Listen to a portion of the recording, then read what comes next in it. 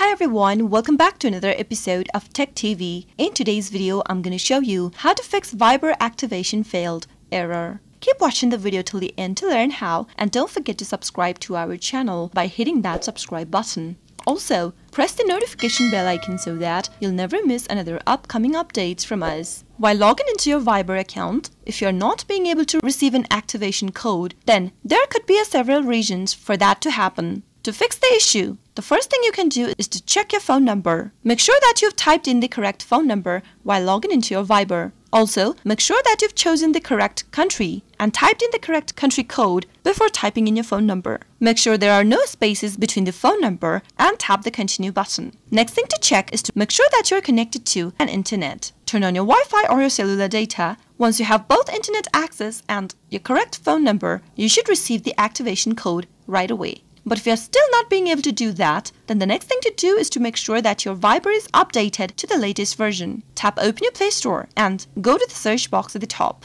Type in Viber and search. If you see an open button popping up right next to it, then your application should be up to date. There's no need to be doing that right now. Simply move ahead and open up your Viber application and get started with your Viber. But if you see an update button popping up right next to it, tap on the update button and update to the latest version of Viber. Once you have the latest version downloaded and installed on your Android device, simply open up your Viber and see if that fixes your issue. Those were some of the fixes you could try out whenever you go through activation failed error on Viber. I hope the tutorial was helpful to you. If it was, go ahead and give us a thumbs up.